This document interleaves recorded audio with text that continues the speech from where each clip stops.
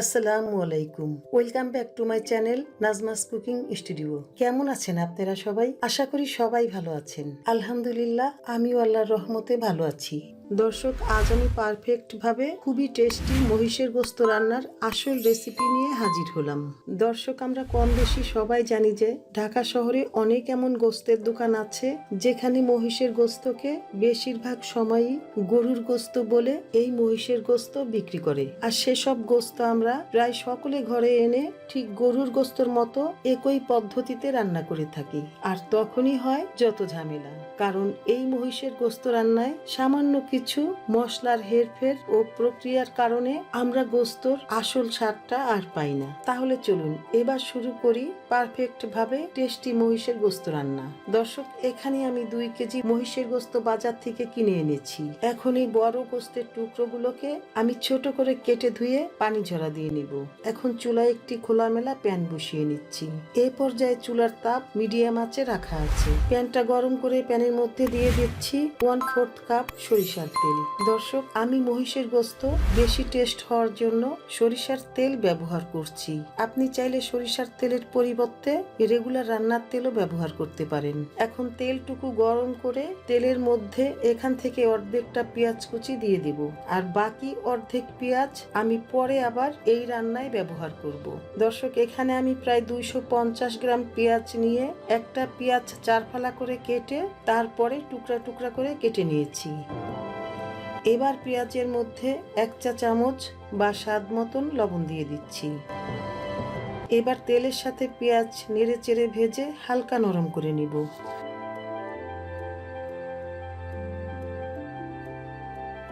এরই মাঝে আমি দিয়ে দিচ্ছি 2টা এলাচ।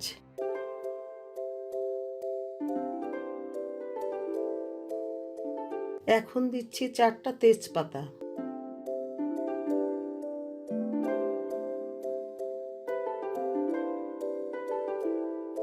এই অবস্থাতে আমার পেঁয়াজটুকু ভেজে নরম করে নেওয়া হয়ে গেল। এবার দিচ্ছি 5 টেবিল চামচ আদা বাটা, দিচ্ছি 3 টেবিল চামচ জিরা বাটা, দিচ্ছি 2 টেবিল চামচ রসুন বাটা, এবার দিচ্ছি 1.5 চা চামচ ধনিয়া গুঁড়া, দিচ্ছি 1.5 চা চামচ হলুদ গুঁড়া, দিচ্ছি 2 টেবিল চামচ শুকনো মরিচ গুঁড়া। এবার সব মশলা তেলের সাথে নেড়ে চেড়ে কিছু সময় কষিয়ে নিব। দর্শক, এখানে আমি ফ্রিজের ডিপ চেম্বারে রাখা রসুন জিরা বাটা ব্যবহার করেছি, তাই হয়তো আপনাদের মশলাগুলো দেওয়ার সময় বুঝতে একটু কষ্ট হয়েছে। তবে মশলাটুকু যদি আমি রান্নার আধা ঘন্টা আগে বের করে রাখতাম তাহলে হয়তো বাটা মশলাগুলো বেটে নেওয়ার মতোই বোঝা যেত। মশলাটুকু 2 মিনিট সময় কষিয়ে নেওয়ার ফলে এখন মশলার বাড়তি পানি শুকিয়ে গেছে। এখন এই মশলার মধ্যে আমি অর্ধেক কাপ নরমাল পানি দিয়ে ভালোভাবে কষিয়ে মশলার কাঁচা গন্ধটা মিলিয়ে নিব।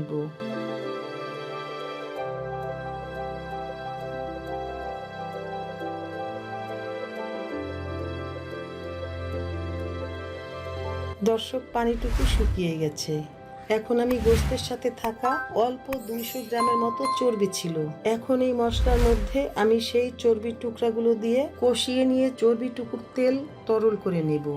দর্শক, যে কোনো কাঁচা গোস্তের সাথে হালকা কিছু চর্বি সহ রান্না করা হলে গোস্ত রান্নাটা খেতে অনেক মজার হয়। তাই বলে 1 কেজি গোস্তের মধ্যে 100 গ্রামের বেশি চর্বি ব্যবহার করা স্বাস্থ্যের জন্য ঠিক না। 100 গ্রামের বেশি চর্বি হলে চর্বিগুলো আলাদা করে ফেলে দিবেন। এবার আমি প্যানটা ঢেকে নিয়ে মাঝে মধ্যে একটু নেড়ে চর্বিটুকু মশলার সাথে কষিয়ে নিয়ে যখন দেখব সমস্ত চর্বি গলে উপরে তেল ভেসে উঠেছে, ঠিক তখনই আগে থেকে কেটে ধুয়ে পানি ঝরা দিয়ে রাখা গোস্তের টুকরাগুলো দিয়ে দিব। দর্শক, এরই মাঝে আপনাদের কাছে আমার একটি বিনীত অনুরোধ, আপনি যদি আজ আমার চ্যানেলে নতুন অতিথি হয়ে থাকেন তাহলে আমার চ্যানেলটি সাবস্ক্রাইব করতে ভুলবেন না প্লিজ।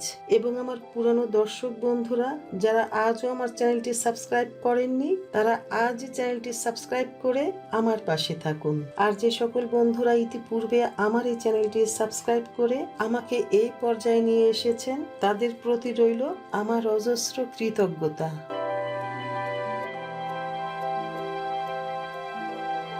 গোস্তটুকু দিয়ে দেওয়া হয়ে গেল। এখন গোস্তটুকু মশলার সাথে ভালোভাবে নেড়ে মিশিয়ে নিব। মশলার সাথে গোস্ত ভালোভাবে নেড়ে মিশিয়ে নেওয়া হয়ে গেল। এবার প্যানটা ঢেকে আমি প্রায় 1.5 ঘন্টা সময় কষিয়ে নিব। কিছু সময় পর পর প্যানের ঢাকনা খুলে আমি গোস্তটা নিচ থেকে নেড়ে নিব, যাতে করে প্যানের নিচে মশলা পোড়া লেগে না যায়। দর্শক, এভাবে কষিয়ে নেওয়ার সময় আমি আলাদা আর কোনো পানি ব্যবহার করব না। মাঝে শুধু অবশিষ্ট টুকরা করা পেঁয়াজ ও আমার ঘরে তৈরি গরম মশলা রেডি মিক্স মশলার গুঁড়ো দিয়ে দিব। দর্শক, মশলার রেসিপিটি দরকার হলে আপনারা অনুগ্রহ করে আমার এই একই নামে ফেসবুক পেজে যেয়ে দেখে নিতে পারেন। আমি গ্যারান্টি দিয়ে বলছি, আমার ওই ঘরে তৈরি রেডি মিক্স গরম মশলার গুঁড়া দিয়ে যদি কোনো ধরনের গোস্ত রান্না করা হয়, তাহলে সেটা হবে আপনার রান্নার জীবনের সবচেয়ে সুস্বাদু গোস্ত রান্না। এবার আমি 3 চা চামচ আমার ঘরে তৈরি রেডি মিক্স গরম মশলার গুঁড়া দিয়ে দিব। মশলাটুকু ভালোভাবে গোস্তর সাথে নেড়ে মিশিয়ে নিব।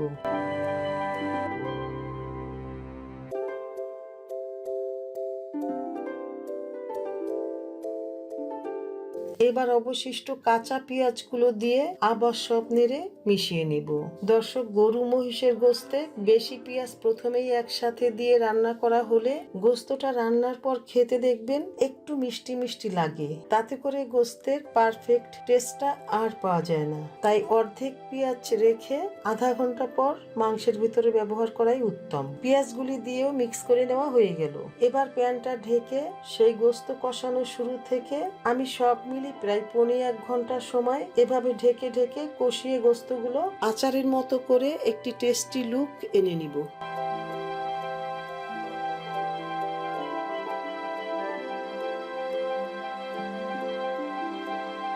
দর্শক, মশলায় গোস্ত দেওয়ার পর হতে গোস্তের ভিতরের পানি, পেঁয়াজ মশলার রসের পানি দিয়ে আমি প্রায় 1.5 ঘন্টা সময় গোস্ত কষানোর ফলে দেখুন এখানে মশলার তেল উপরের দিকে ভেসে উঠে এসেছে এবং কষানো মাংসটুকু দেখতে আচারের মতো লোভনীয় হয়েছে। এবার এই গোস্তের মধ্যে আমি প্রায় 1.5 লিটার পরিমাণ ফুটন্ত গরম পানি দিয়ে নেড়ে প্রায় 5 মিনিট সময় রান্না করে নেব।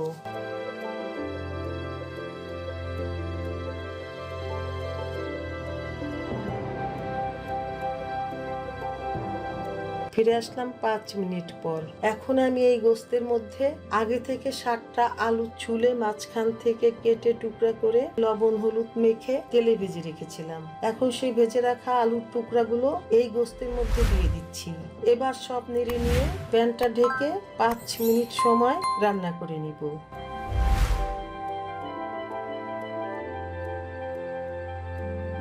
ফিরে আসলাম 5 মিনিট পর। এবার দিয়ে দিচ্ছি 100 গ্রাম আস্ত রসুন। এবার আবার দিচ্ছি 2 চা চামচ আমার ঘরে তৈরি রেডি মিক্স গরম মশলার গুঁড়ো। এবার একটু নেড়ে নিব।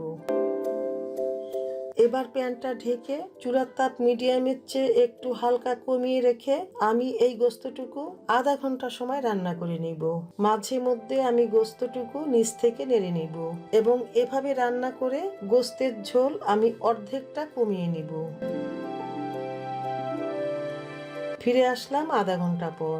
দর্শক, এ পর্যায়ে আমি গোস্ত সিদ্ধ হলো কিনা দেখে নিয়েছি। গোস্তগুলো খুব মোলায়েম ভাবে সিদ্ধ হয়ে গেছে। এখন আমার এই অসাধারণ টেস্টি পারফেক্ট মহিষের গোস্ত রান্না শেষ করা হলো। এখন একটি সার্ভিং বলে নিয়ে ভাত, রুটি, পরোটা বা পোলাও দিয়ে জমিয়ে পরিবেশন করব। দর্শক, তৈরি হয়ে গেল আমার অথেন্টিক মহিষের গোস্ত রান্না রেসিপি। দর্শক, এভাবে করে আপনারা মহিষের গোস্ত রান্না করে খেয়ে আমাকে জানাবেন প্লিজ যে কেমন হলো আপনাদের মহিষের গোস্তের টেস্ট। দর্শক, আশা করি আমার এই রেসিপিটি আপনাদের সবার কাছে ভালো লেগেছে। আর ভালো লাগলে আমার এই ভিডিওতে একটি লাইক দিয়ে কমেন্টের মাধ্যমে এই রেসিপি সংক্রান্ত আপনার ভালো লাগা বা মন্দ লাগা মূল্যবান অজানা বিষয়গুলো আমার সাথে শেয়ার করে সহজ ও সাবলীল উত্তর দেওয়ার সুযোগ করে দিন প্লিজ। আর ভিডিওটি শেয়ার করার জন্য অনুরোধ রইল আপনার ফ্রেন্ডস অ্যান্ড ফ্যামিলির মাঝে। দর্শক, কোনো ভুল ত্রুটি হলে অবশ্যই ক্ষমা সুন্দর দৃষ্টিতে দেখবেন। আমার পরের ভিডিওটি দেখার জন্য আপনাদের সবাইকে আমন্ত্রণ জানাচ্ছি। সবাই ভালো থাকবেন। বিদায় নিচ্ছি তাহলে। আল্লাহ হাফেজ।